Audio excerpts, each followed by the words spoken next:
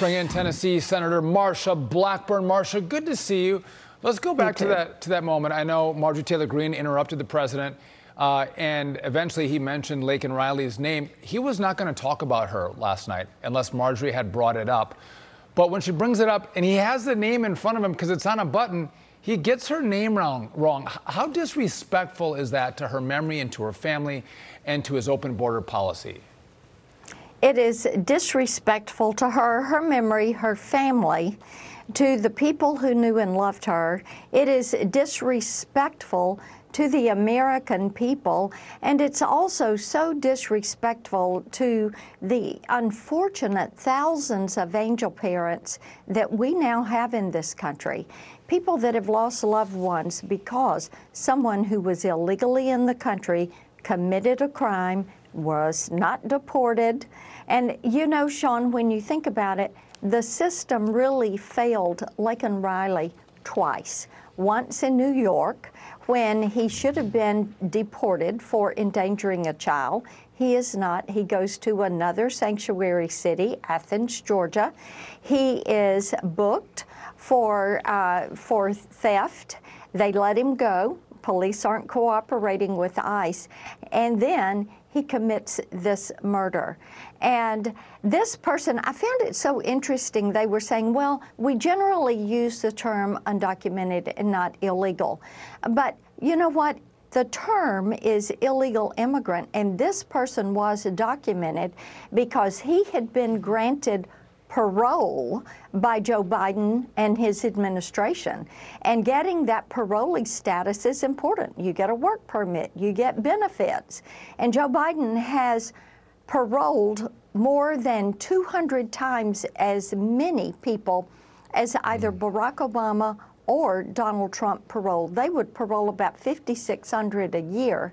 Joe Biden paroled 800,000 in 2022, which one of this individual that killed Laken Riley, and then 1.2 million in 2023, far more than anybody.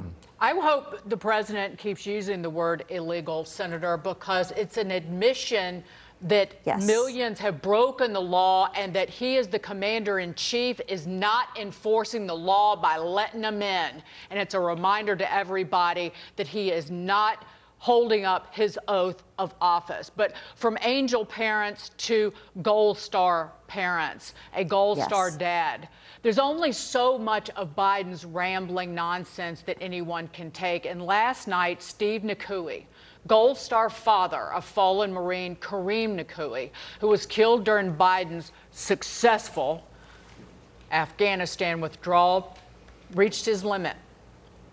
The year before I took office, murder rates went up 30%. 30% they went up.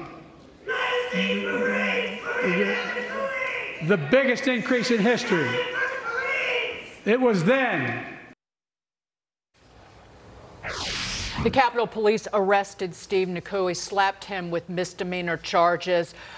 Those Gold Star families are still waiting for answers and an apology from that president for closing Bagram, releasing that suicide bomber who killed those 13 service members. And Joe Biden did not refer to the Afghanistan pullout at any point during that 68-minute speech last night, Senator.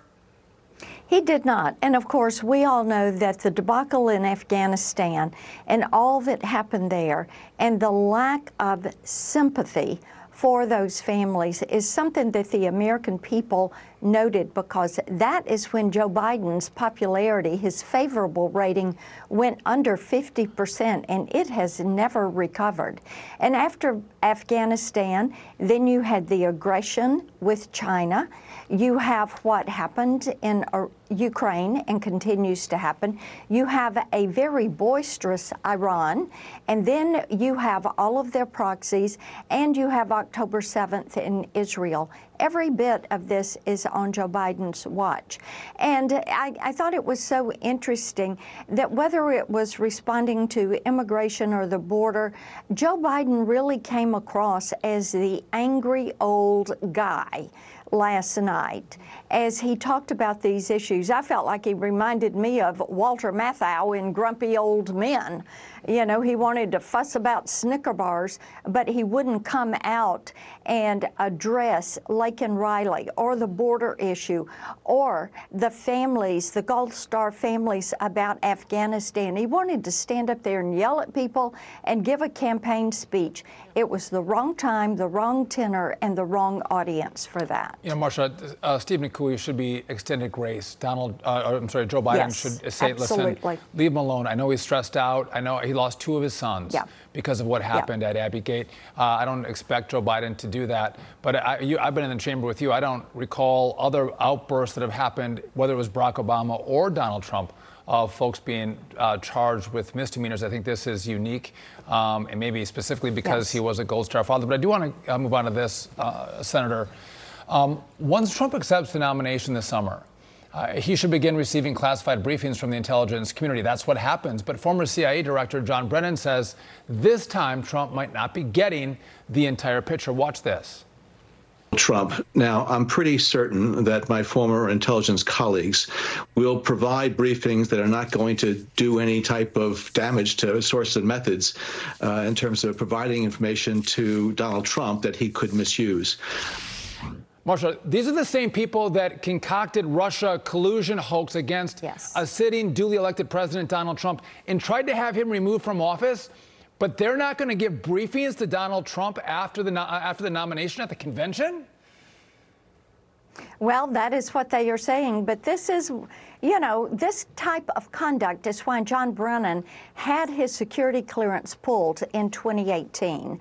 And for what he did with cooking up the 50 former security professionals on that letter about, oh, this stuff with Hunter Biden's laptop looks like it could be Russian disinformation, and trying to purposefully and intentionally mislead the American people.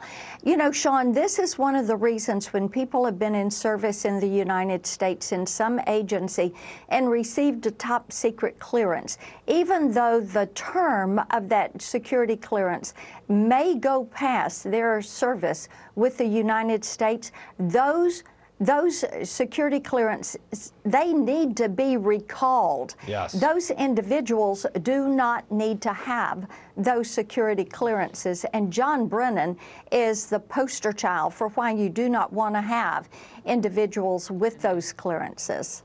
Indeed, Senator. Thank you so much for being here. Always a pleasure. Senator. Absolutely. Marsha Blackburn. Thank you. Thank you, Marsha.